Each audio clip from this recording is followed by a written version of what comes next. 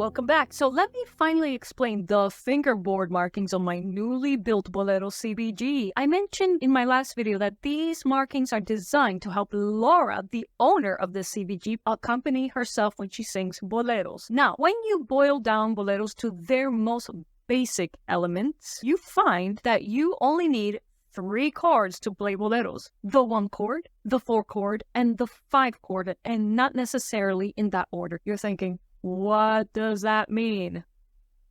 That means you're going to need the chords built on the 1st, 4th, and 5th scale degrees of the key that you're playing in. The fretless CBGs that I build use open 1, 5, 1 tuning, and are diatonic instruments, meaning that they only really function in one key at a time.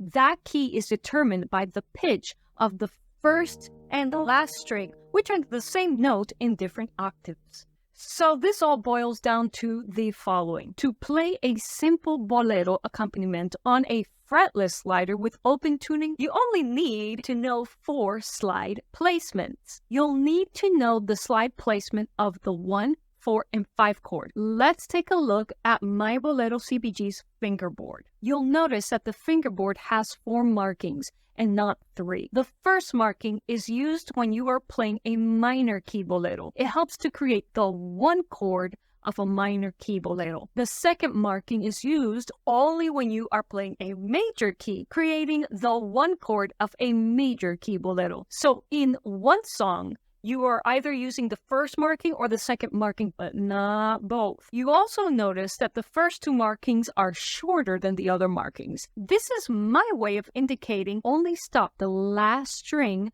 with your slide. As with all slide playing, don't use the slide to press down on the markings. Just hover over the markings to get the note that you need to play your major or minor 1 chord. Below the short markings is the tree marking that straddles the fingerboard. Place your entire slide over the tree to get your 4 chord. Again, don't press your slide down on the tree. Just gently place it over all strings to get the notes you need to ring out.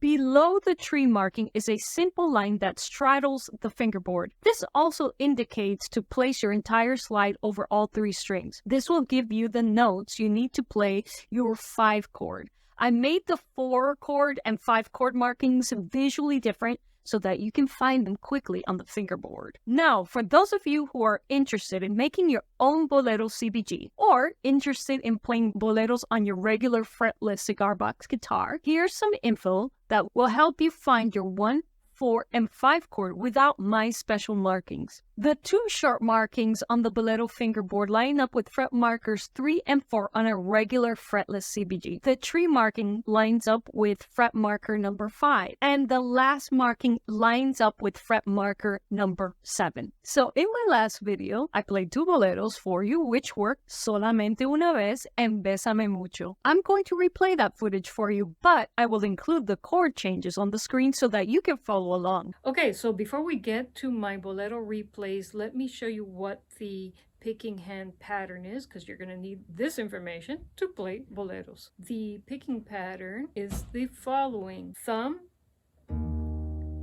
plucks the lowest string, index and middle finger pluck the remaining strings, and the pattern is down, up, up, down, up, down, up.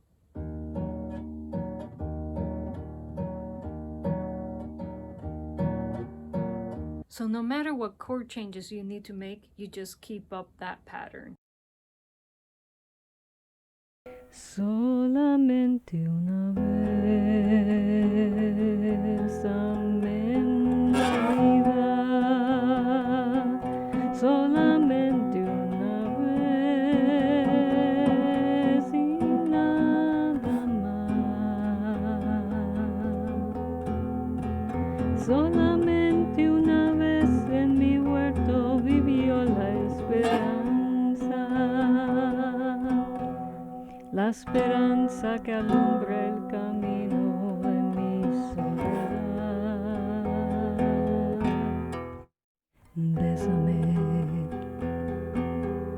bésame mucho, como si fuera esta noche la última vez.